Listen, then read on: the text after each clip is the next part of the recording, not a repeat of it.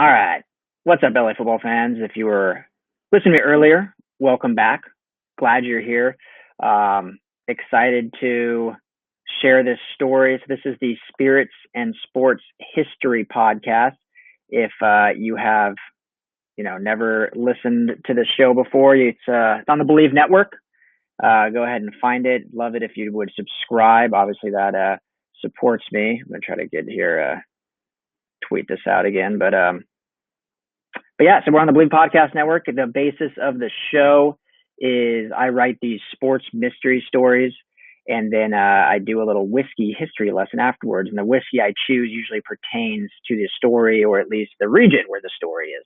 But it's just something fun. I enjoy writing, so it's an escape for me. Usually I'm doing sports writing in the journalistic sense, analysis sense, and this is more of the storytelling. So I take like a actual event and then create these sports mystery, fictionalize the story a little bit, but it's based on a true event that happened. And so your goal is kind of, as you listen to the story, you kind of try to figure out what the event that takes place is. And we kind of work through that together. So I wrote this story. I really don't want to give you too much away, so I'm probably just going to jump in and we'll see how we go. So like I said, Believe in Spirits and Sports History is the name of the podcast. We're on all platforms. If you want to hit that subscribe button, I would appreciate it. Give me some feedback if you're watching on Twitter, YouTube, Facebook, LinkedIn, wherever you are. And this will be dropped later this evening as a podcast version where you can get just the audio if you'd like. So without further ado, your Spirits and Sports History. It was a particularly hot day for April. The sun glistened in the cloudless sky, beaming down and blistering the soil beneath. Yadiel's father owned one of the larger farms in the area, and the heat concerned him about the plants that he had just planted a month prior. Yadiel was feeling the wrath of the heat as he continued to work the land. Thousands of miles away, Raphael was experiencing a very different climate. His family had just recently moved from the humid, warm Caribbean to the cool, temperate Rocky Mountains. His father had worked on Yadiel's family's farm for years. That's how Raphael and Yadiel had grown so close. They may not have the same last name, but they grew up brothers. A bond created through the blood, sweat, and tears that their fathers poured into the earth's soil. Now, Raphael's father had given his family a new beginning. His uncle had recently moved to the Rocky Mountains and started a cattle farm.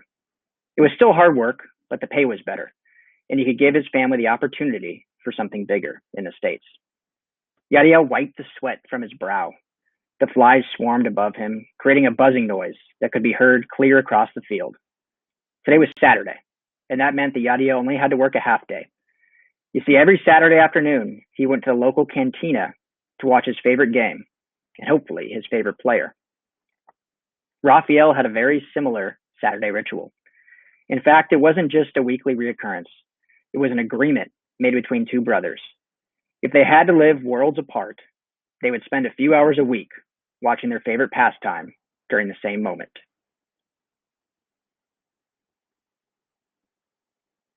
Raphael closed the cattle gate behind him. He was done for the day. He grabbed his ball cap and headed down towards the local tavern. Yadiel pulled the door with a loud creak. He walked in and sat down at his usual table, where the barkeep proceeded to bring him a vanilla cream soda, his favorite. You see, the boys were underage, but they had made arrangements with the local establishments that allowed them to sit at a specific table one day a week. Raphael sat down with his usual favorite, a root beer, already waiting for him. The ice crackled as the fizzy bubbles floated to the top. He took a sip and then turned his attention to the flat screen TV that was mounted in the corner. Garcia walked out of the holding area like he does every game. Like many of his coworkers, he has the same routine every day. Call it superstition, but changing anything could derail his performance that day. He trotted out to the epicenter of the ballpark. The crowd felt as if they were on top of him, pushing him down into the earth. The heat made his knees buckle a bit and brought him back to his days growing up back home, working the land, doing what had to be done. But now here he was, a lifetime away from that now distant memory, and his focus shifted from working the land to working the strike zone. Garcia picked up the bag of chalk that rested at his feet below him. He bounced it twice on his palm and then 3 times on the outside of his hand. He then reached into his weathered glove and located the precious material that would provide entertainment for millions and decide his own future. Strange to think that just 10 years prior, manual labor of producing real life food and crops decided what he would eat that week, or even that night. Now a circle of rubber and cork, wrapped in cowhide and thread, provided him with everything that he needed for a lifetime. Garcia's arm was glistening with beads of sweat.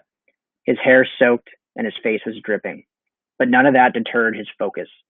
He stepped into the stance, began his wonky windup, and delivered the first blow of the afternoon. Yadiel slammed the bottle down. It was already his third cream soda. "You better slow down there, son," the barkeep murmured from across the cantina. Yadiel threw another dollar on the table, signaling he was ready for another. At the moment, he didn't have a care in the world. His favorite player was on the biggest stage, pitching the game of his life. He was planning on drinking cream sodas all night with the best of them. Womp. Garcia delivered another fastball right on target. The adrenaline had kicked in 2 innings ago, and his arm felt great. His eyes were laser focused, like they could pierce steel. The sign was relayed. Garcia began his windup and delivered a rare curveball.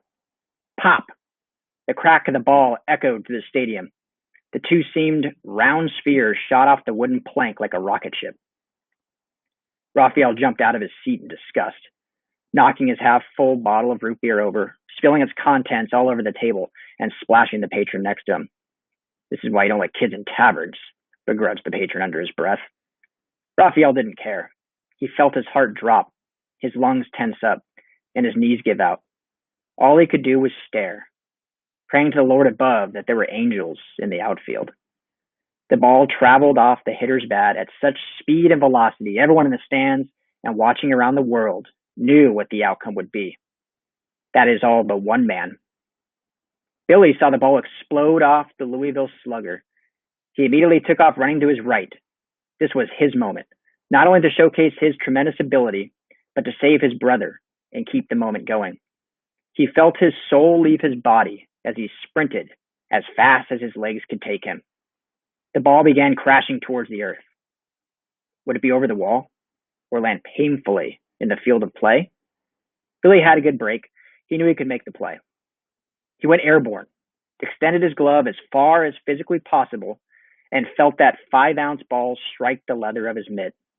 His chest hit the sod first, and he slid like a base runner sliding home, with his arm outstretched, ball in hand. Garcia's throat reopened, and he could breathe again. He first unclenched, and he rose his arms in exultation. There was more work to do, but for now he was safe. He gave Billy the tip of his cap and turned his focus back to the enemy in the box. Yadiel sat in silence. His 5th bottle of cream soda sat empty in front of him.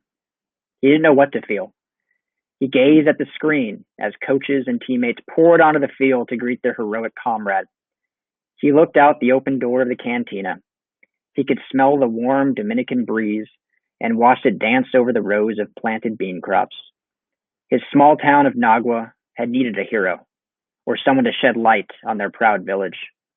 He reached into his pocket and pulled out a baseball card. He took this card with him everywhere. It was his most prized possession, and he raised it to the sky as he relished in the moment. Raphael was talking to the previously angered patron, showing him a baseball card that he also carried with him everywhere.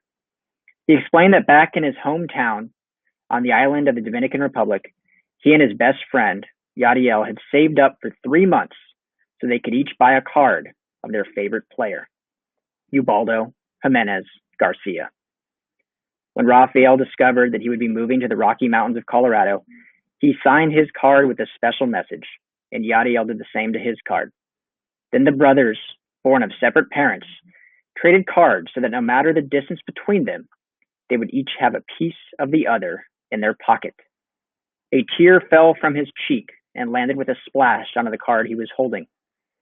Raphael may have been drinking root beer in a tavern in Colorado, and Yadiel may have been slogging cream sodas in a cantina in the Dominican, but no distance could separate them from witnessing the first ever no-hitter in Colorado Rockies history on that warm April day in 2010. After 128 pitches and 7 strikeouts, Ubaldo Jimenez created a legacy for the Colorado Rockies and for his hometown of Nagua.